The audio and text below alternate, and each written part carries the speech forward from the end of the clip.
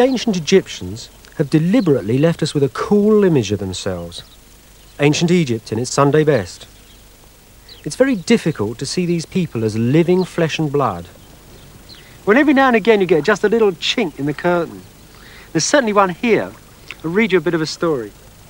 It says, one day the king was sad, so he assembled the officers of his palace in order to seek for him a diversion, but he found none. And then he said, go bring me the scribe of the book. Jar Jar Emank is a wise man, you see. And he was brought straight away. And his majesty said unto him, I have assembled the officers of the palace together in order to seek a diversion, but I could find none. It's the biggest man in Egypt, but he's still sad. And Jar Jar Emank said unto him, if thy majesty would but partake thee to the lake of the great house, man thee a boat with all fair damsels, then will the heart of thy majesty be diverted, when thou shouldst see how they row to and fro, and thou viewest their pleasant nesting places on thy lake, and viewest their fields and pleasant banks. His majesty said, I will go boating. Have brought to me 20 paddles of ebony enwrought with gold. Have brought to me 20 women, of those with the fairest limbs and with beauteous breasts and braided tresses, such as have not yet given birth. And moreover have brought to me 20 nets, and give these nets to the women instead of their clothes. And it was done, according to all that his majesty commanded. And they rowed to and fro, and the heart of his majesty was glad when he beheld how they rowed.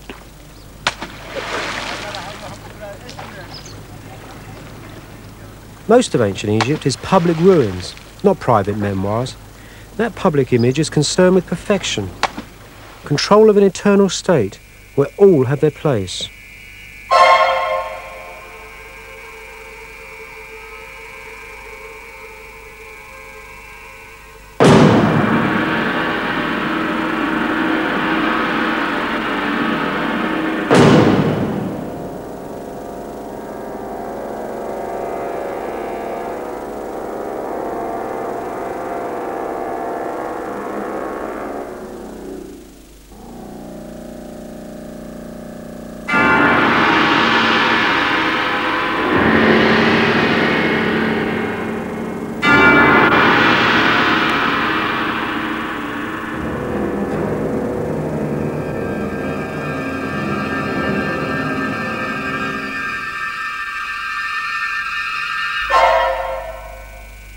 But the dictates of these controlling powers can show us a very human face.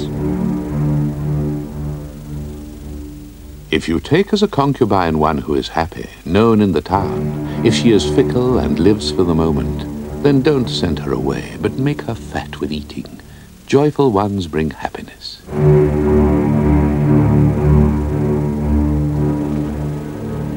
A man whose belly is empty is an accuser.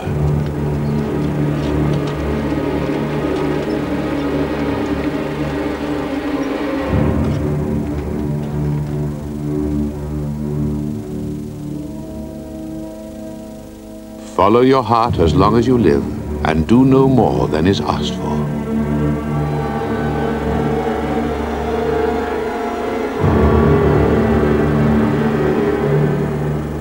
A wise man rises early to establish himself, but a foolish man does not do so.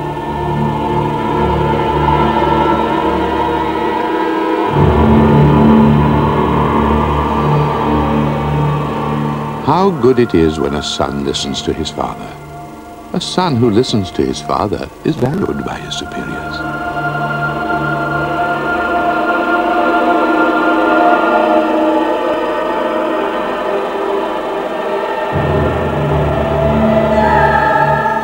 If you are prosperous and have founded a family, love your wife as is proper. Fill her belly, clothe her back, anoint her limbs with oil. Gladden her heart as long as she may live, for she is a fertile field for her Lord. That's the sort of thing Meruka and his age believed in. They're the wisdom texts of the day. We are in the great chapel in the tomb of this man, Meruka, who around 2400 BC was Prime Minister of Egypt and brother-in-law of the king.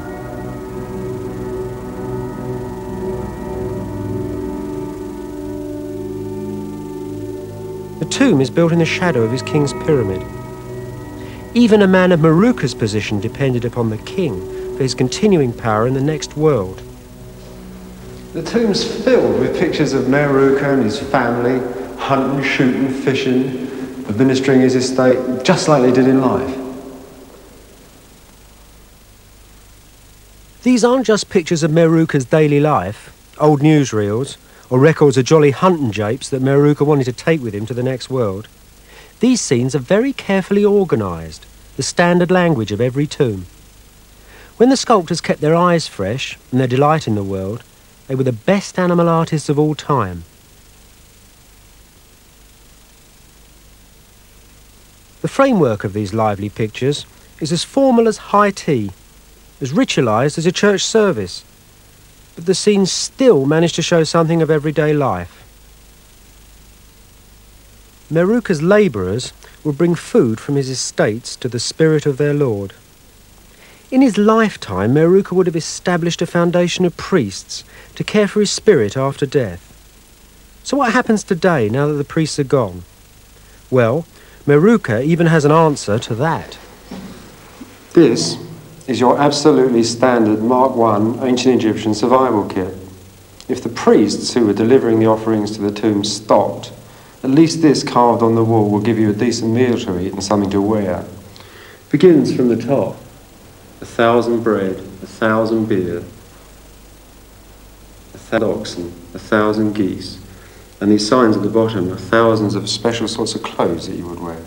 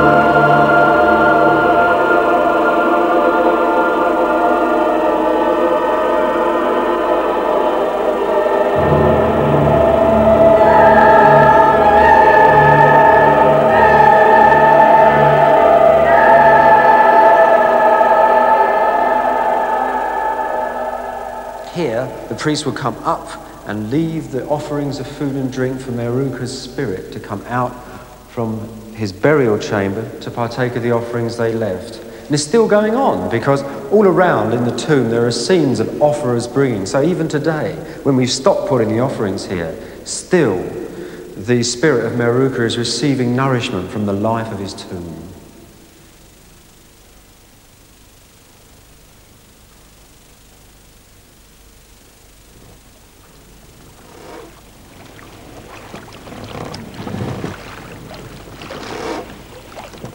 The extraordinary interdependence at all levels of ancient Egyptian society mirrored the climate and landscape of their country.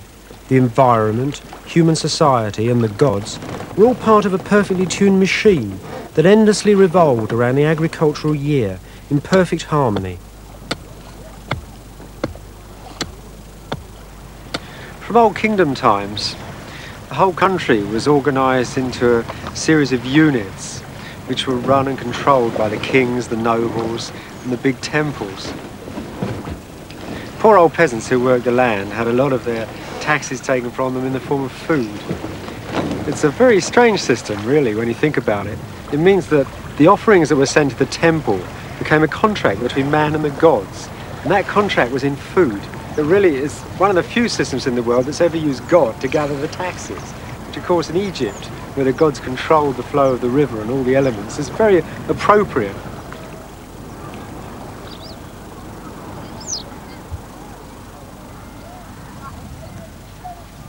These days, the Nile is completely controlled by the engineers of the High Dam. It doesn't go up and down more than a foot or two. But in ancient times it was very different. The river was very much higher, typically level about here somewhere. But on July the 15th, which was the ancient New Year's Day, the Nile really started to rise, up and up the steps. And as it came up through the Nilometers, metre by metre, it was watched very anxiously by the priests. It was critical. We'd usually end up about 10 metres above its normal level. 1 or 2 metres too low, and there was a 75% crop failure. Not only meant starvation that year, but no seed for the following seasons. A couple of yards up this way, the dikes around the towns would burst. There'd be great destruction. The crops would come in late. It was almost an equal disaster.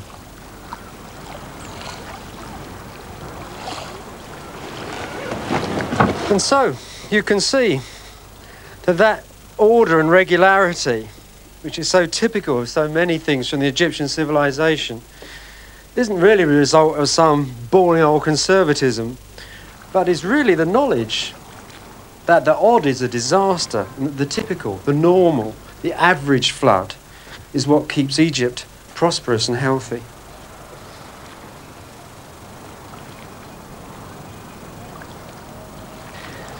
But there are times, of course, when even the nobles and the kings couldn't control what was happening to the country, when the Nile was too low or too high.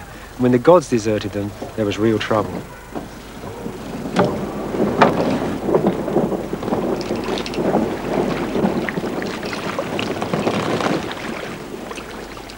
Nay, but corn hath perished everywhere. People are stripped of clothing, perfume, and oil. Everyone saith there is no more, the storehouse is bare.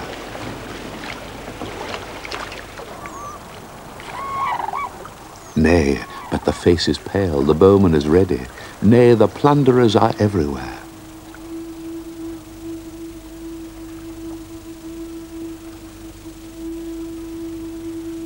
Nay, but the children of princes, men dash them against walls.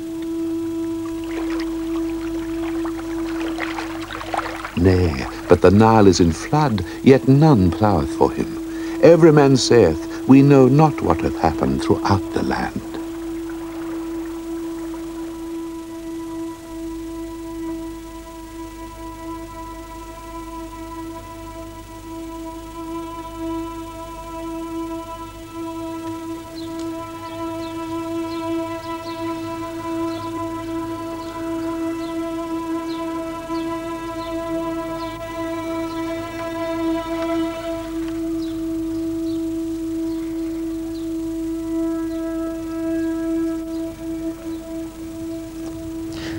It's in places like this that you can really see the difference between the desert and the cultivation.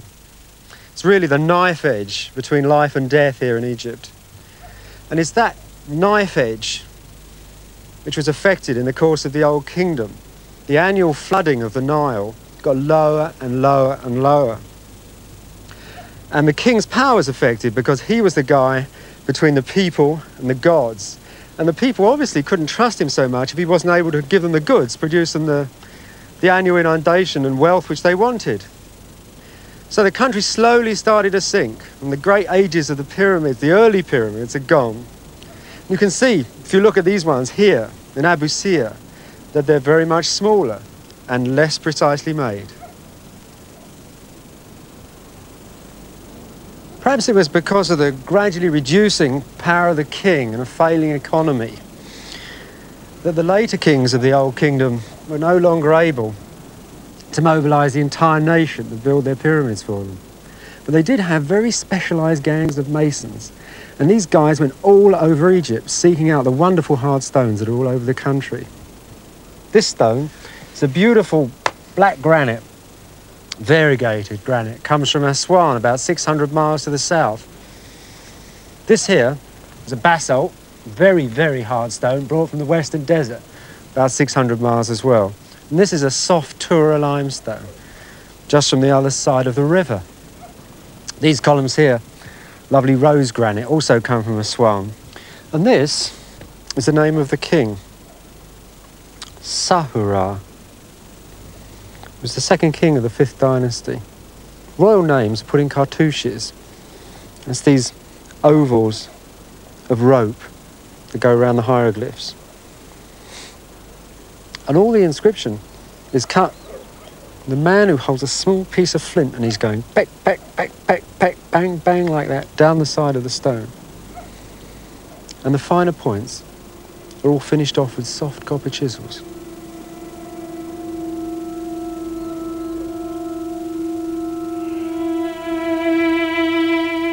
Nay, but the highborn are full of lamentations, and the poor are full of joy. Every tongue saith, let us drive out the powerful from our midst.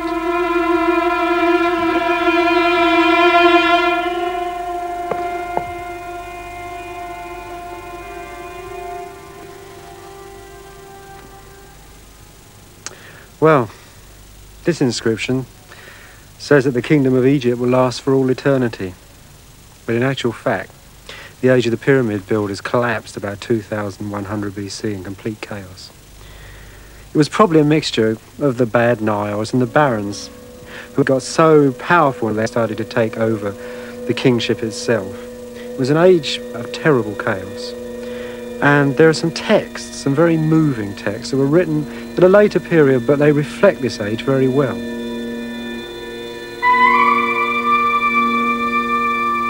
Nay, but laughter hath perished and is no longer made.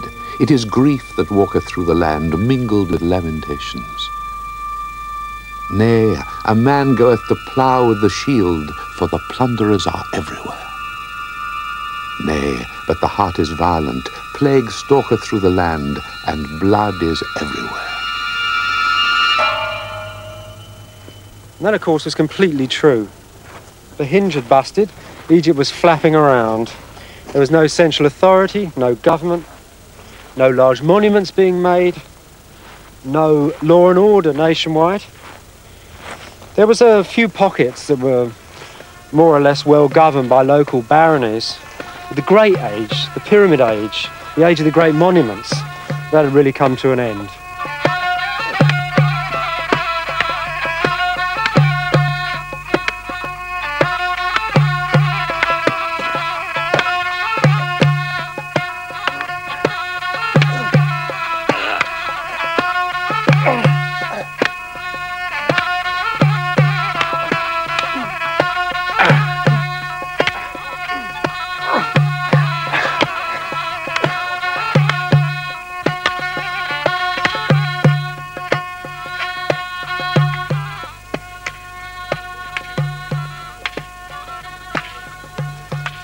I suppose the civil wars and the so-called times of troubles were much like this, but less elegant. You can just see all the lads piling into their boats and going down the next village to beat the living daylights out of them.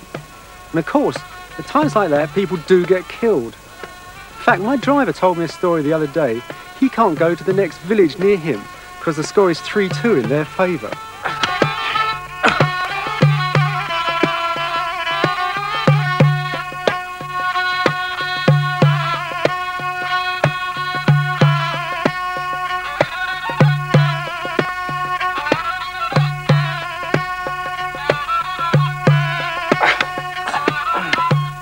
During these times of troubles, a man called Antifi organised the villages in this area, and together they conquered the Nile Valley. Antifi and his valiant band, as he called them, brought some security to the area. He even claims to have distributed wheat to the starving from his granaries. He was probably knocked off by the guy who eventually conquered Egypt from Thebes, about 50 miles downstream. But before he died, he'd already made his tomb. He made it in this pyramid-shaped hill. The hill was a natural one. It looked like a pyramid, but it wasn't really a pyramid. Antifi could have never have afforded one. Well, this is Mr. Antifi's tomb chapel. There isn't a straight line in the place. I think it's decorated with more energy and enthusiasm than skill. But that's what the times were like, really. And it's a bit amazing that Antifi was even able to get something this big and important.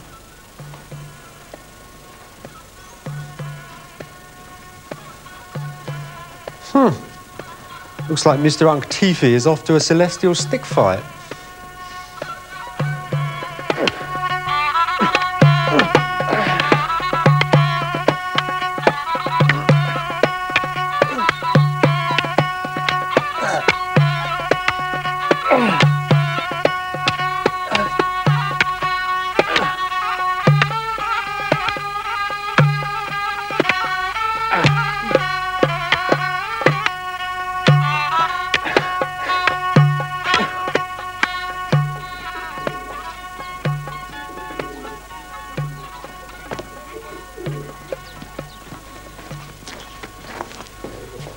Seder. Seder. Seder. Feestamper? Is it a feestamper for Inglaterra? Ja. Christ. That's what his stamper for England. Christmas card.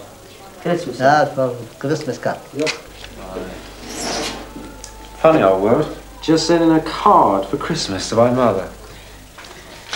It's about 85 outside, and it's in the middle of an ancient cemetery. But here the West has invaded the place, so we're sending Christmas. Peace, Stamper. Shukran.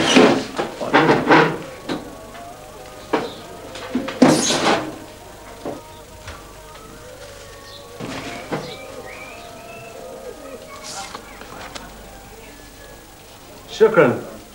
Time of Christmas henna? Ja, die Christmas. Into Christiani? Muslim. Into Muslimani? Ja, Christiani. What the Christiani? Yes. Orthodox. Yes, salam. Orthodox cult. One Christian and one Muslimani, huh? Ja, Muslimani, Muslim album. See, you have the two religions. One clerk is a Muslim, the other's a Christian. Egypt's been invaded so many times by so many different religions and ideas. I mean, the idea of a post office in the middle of a cemetery is crazy enough. You've got these dear little clerks struggling with this system to maintain, which after all is a relic from colonial times.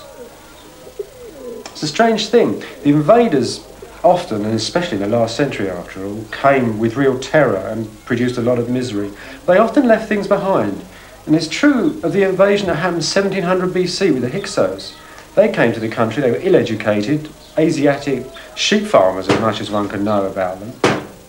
They took the country over and they ran it for 200 years.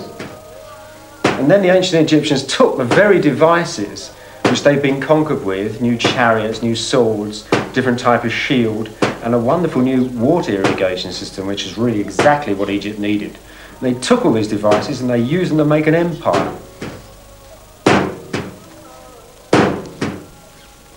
But it did produce one feeling of tremendous insecurity in the ancient Egyptians. They'd never really been invaded before. The Nile Valley was shut off and quiet. And the fact that any old sheep farm could come in and take the country over really upset them. And so they started a conquest of empire. Perhaps that's how all empires start, from insecurity. Certainly how the Egyptian one started. It was the greatest empire the world had ever seen up until that point. Now I've got to post this to a faded outpost of empire. Shukran. Wassalama.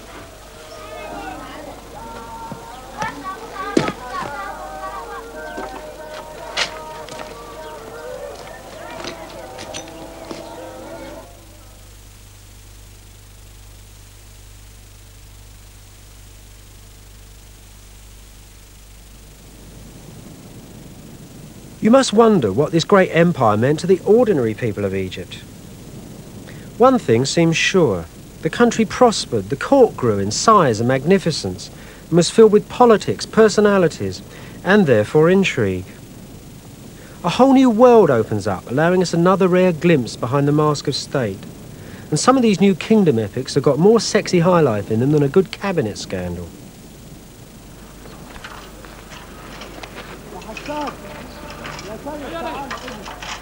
This temple, for instance, was squabbled over by a woman who claimed to be a king, a young warrior claiming his rights, and the abused spirit of a dead father.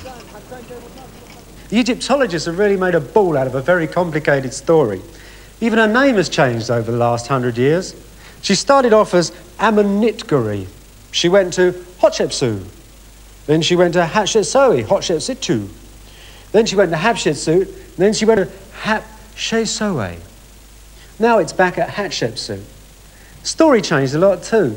That started off as one story. Then a German guy came along and said it wasn't like that. It was like something else, really. And then a Swiss guy came along and changed the story. And then an American came along and put us all right at the end. So now we've got one good story of revenge and a queen called Hatshepsut.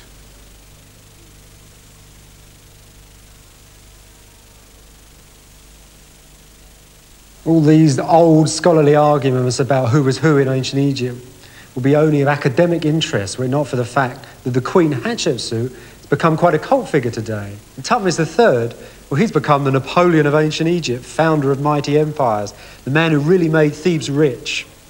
How do we know about their history, though? How, in the end, did they really work it out?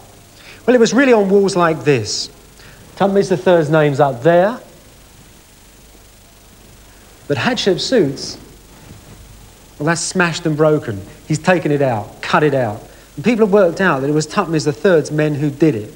There's a lot of little things like this. Who bashed whose name off, who came along and put it on again afterwards. They're the things that you sort of fit history together with.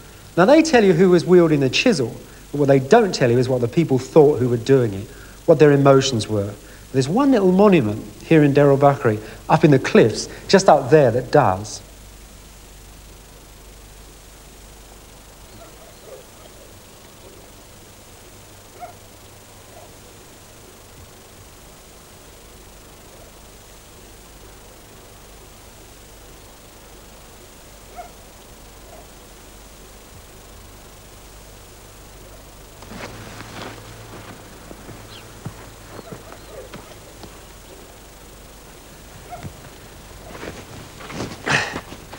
Thutmose III waited more than 20 years for Auntie Hatshepsut to get off the throne and leave him in sole charge of Egypt. It was while he waited she built her beautiful temple.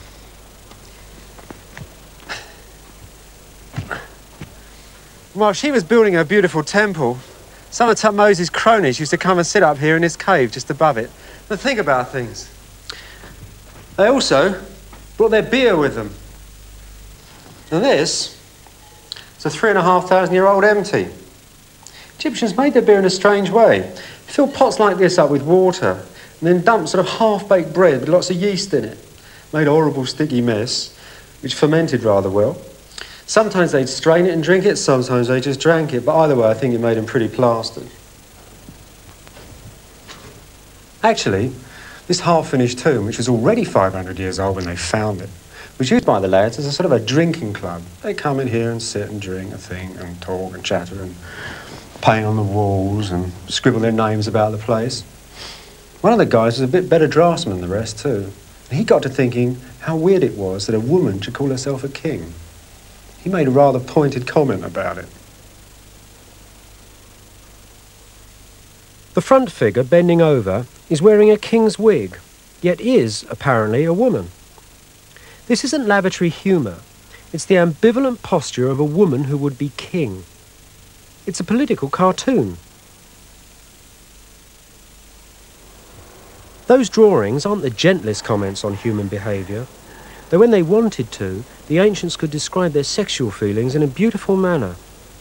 It's such a shame that prudish scholars have buried most of the evidence in museum storerooms. It is pleasant to go to the water in order to bathe in your presence, that I might let you see my beauty and my tunic of fine linen when it is wet. I go with you into the water, and come to you with a red fish that lies beautifully on my fingers. Come and look at me. The sycamore slipped a letter into the hand of the maiden, the daughter of the chief gardener, and made her run to her lover. Come and pass the time with your maiden, for the garden is in full bloom. There are bars and shelters for you. The gardeners are glad when they see you. The servants bring beer, all manner of bread and many flowers, and all manner of refreshing fruit. Come and spend the day in merriment and sit in my shadow. And her love sits on her right hand. She makes him drink and listens to all that he says. But the sycamore is discreet. It speaks not of what it has seen. It says not a word. But trees weren't meant just for lovers to sit under. In the Valley of the Kings, sexuality, maternity, and death intertwine around images of resurrection. And even in this bone-dry place, the tree plays an important part. In its identity as the mother of the king, the tree goddess suckles the monarch with her celestial milk. When the king dies, a coffin, made of her wood, shelters the king in a womb-like tomb, where for all eternity he lies in union with his own mother to generate the royal resurrection.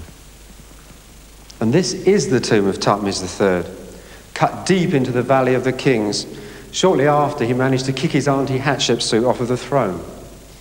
He was buried in his sarcophagus, the wooden coffins protecting his body nestling inside.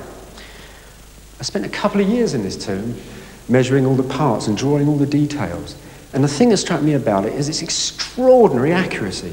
The geometry here is perfect. It's quite amazing. Look at this great swinging shape of the burial chamber. It's made like a roll of papyrus. In a sense, that's what it is, because the scenes on all the walls are like a guidebook to the underworld. But you really can't say guidebook, because it's more than that. Because when the artists made this tomb, they actually made the underworld itself. The text that the royal scribe drew for the dead king on the walls of his burial chamber was a text called Umduat, that which is in the other world. And that was their way of bringing the other world into his chamber. Well, it describes the journey of the dead king through 12 hours of the night. So the book is in 12 divisions round the walls. And the journey goes underground. The king goes down with the setting sun, travels along in the underworld, and then goes up again to be born again. And so instead of the sky at the top of the scene, you see sand running above the registers. And the king, because he's on a journey, well, he's normally in a boat, usually at any rate, which means he's got to have water as well, like that. The book begins over here. The writings of the hidden chamber, the place where the gods and the spirits stand, the knowledge of the power of what is in the other world. And that's a pretty big deal, isn't it? That's how the Umduat begins, with this register here telling you what's going on. Here's the king on his boat, already come down from the horizon, accompanied by his mother and a few other gods for company. And here, as he enters the underworld, he's been drawn as a scarab beetle, a typical Egyptian dung beetle that you see around all over the place.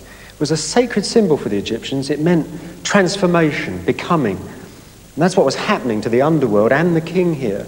The king was being reborn, and as the text said, the darkness is lit because the king had come. This is the 4th hour of the night. The doors of the deepest part of the underworld have been opened, so the king in his boat can slip down into the mysterious, utter darkness at the bottom. And there, the boat is only lit by the serpents in the prow of the boat who breathe fire to light the darkness. It's an extraordinary image. It's the point at which the king's resurrection really begins.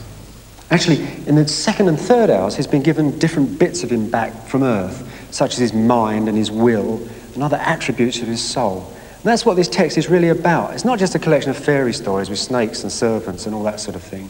It's really about splitting up the personality of somebody and then describing how these different aspects would be between death and rebirth. It's a very, very complicated idea, a very subtle one that the Egyptians tried to get across.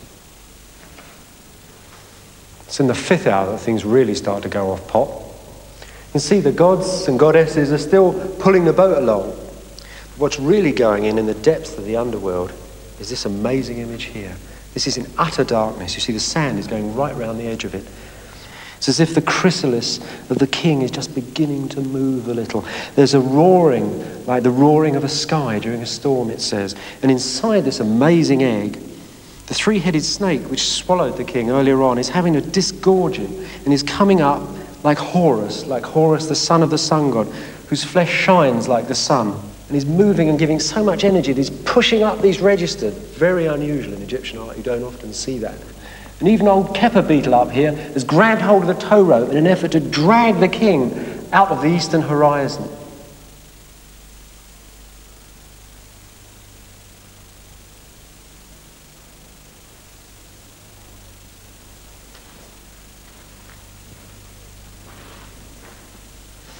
After that marvellous rebirth in the 5th hour, well, it's all just straight uphill for the king. He fights through 6 hours of incredible battles. Some things are so weird and old that nobody understands them, not even the people who wrote them. But they're things that went on for thousands of years in Egyptian history. It was all kept right there for the record.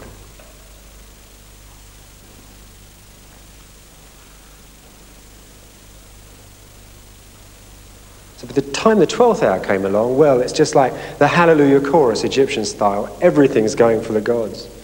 Here's the king, every bit of him restored to his former self, like he was when he was alive. There's his flesh and his mind and his spirit and all the other bits of his personality. Even the old Beatles hitched a ride.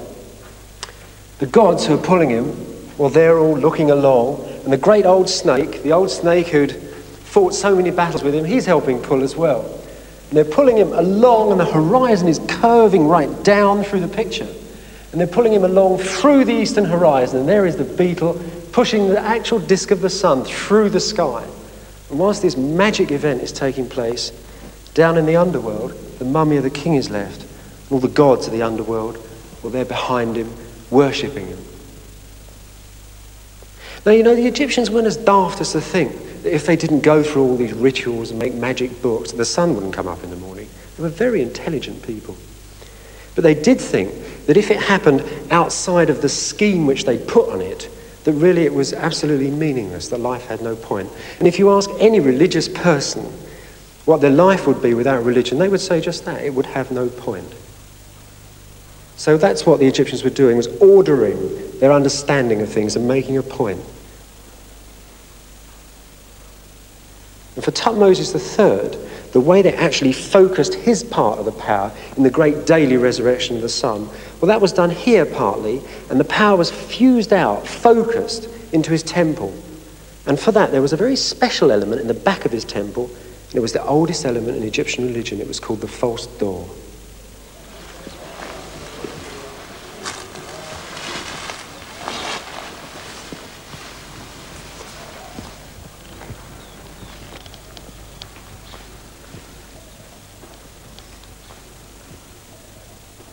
Well, Tutmosis III's great mortuary temple is long gone, pulled down, smashed to bits.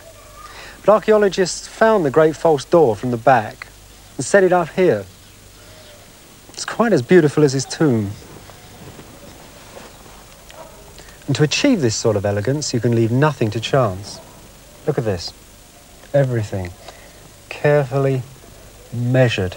Every line, every dot, every piece of this design has been thought about, considered, weighed, measured out. It's actually one of my favourite bits of Egyptian art. It's nothing much really, it's just the name of the king. But just look at the way it's done, it's extraordinary. It has all that integrity of workmanship. It's sort of like the Concorde. You design something for a purpose and you make it well and it ends up being beautiful.